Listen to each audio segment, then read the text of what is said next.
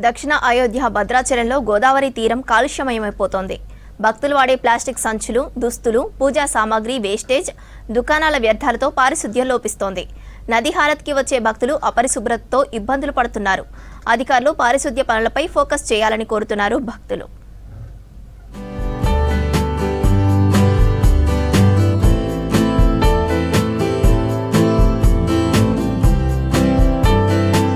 సీతారాములు నడియాడిన దివ్యక్షేత్ర నదీ తీరం చెత్తా చెదారంతో నిండిపోయింది.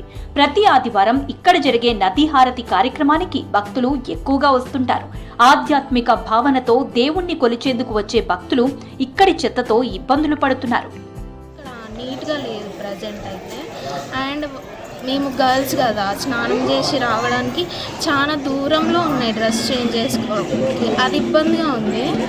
అది కొంచెం చూసుకొని అది కరెక్ట్ చేస్తే బాగుంటుందని నేను అనుకుంటున్నా. అండ్ గర్ల్స్కి చాలా ఇబ్బంది అవుతుంది. ఎందుకంటే మనం అక్కడి నుంచి ఇక్కడికి నడుచుకుంటూ బట్టలు అవి కరెక్ట్గా లేకుండా రాలేము కదా. సో అది కొంచెం దగ్గరలో పెట్టి కొంచెం నీట్గా చూస్తే నాకు కొంచెం అందరికీ ఇబ్బంది లేకుండా ఉంటుందని అనుకుంటున్నా. కొంచెం దాని మీద ఫోకస్ చేస్తే బాగుంటుంది గుడి. ఉదయం నుంచి సాయంత్రం వరకు చెత్తను క్లీన్ చేసేందుకు సిబ్బందిని పెట్టాలని కోరుతున్నారు భక్తులు. వృద్ధులు, దివ్యాంగుల కోసం ర్యాంపులు ఏర్పాటు చేయాలని డిమాండ్ చేస్తున్నారు. ముఖ్యమైన కార్యక్రమాలు చూసేందుకు షెడ్లు కూడా లేవన్నారు. మేము పట్టుసీమకు సేవకు వచ్చినాము.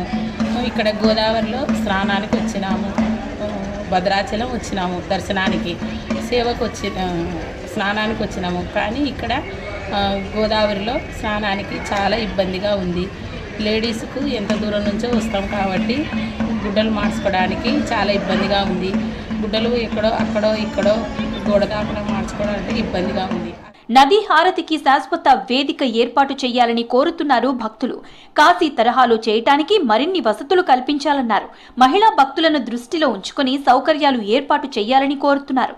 చాలా ఎక్కువగా శ్రద్ధ తీసుకొని కనుక క్లీనింగ్ చేసినట్లయితే యాత్రికులందరూ కూడా చాలా బాగుంటుంది. వచ్చిన వాళ్ళు కూడా సంతోషిస్తారు. ఇప్పుడు ప్రస్తుతం ప్రతి ఆదివారం కూడా గోదావరికి హారతి నడుస్తామని హారతి కార్యక్రమం కూడా భక్తులు వస్తున్నారు. అదేవిధంగా ఇంకా విశేష సంఖ్యలో భక్తులు పాల్గొని నది యొక్క ప్రాముఖ్యత అనేది నదిని పవిత్రంగా ఉంచుతూ అపరిశుభ్రం చేయకుండా అందరూ కూడా సహకరించి ప్రజలందరూ కూడా వాళ్ళకు కూడా అధికారులు అది పరిశుభ్రంగా ఉంచినట్లయితే భద్రాచలాన్ని ఒక ఆహ్లాదకరమైనటువంటి స్వచ్ఛ భారత్ దిశగా తీసుకెళ్తారని ఆశిస్తున్నాం. కాబట్టి పై అధికారులు, తర్వాత గ్రామ పంచాయతీ వారు, ఎంఆర్ఓకి సంబంధించిన వారు, కలెక్టర్ గారు ఇవన్నీ కూడా దృష్టి పెట్టి నదీ తీరాన్ని పరిశుభ్రంగా ఉంచేందుకు భక్తుల్లో అవగాహన పెంచాలంటున్నారు స్థానికులు. చెత్త క్లీనింగ్లో భక్తులను భాగస్వామ్యం చేయాలంటున్నారు.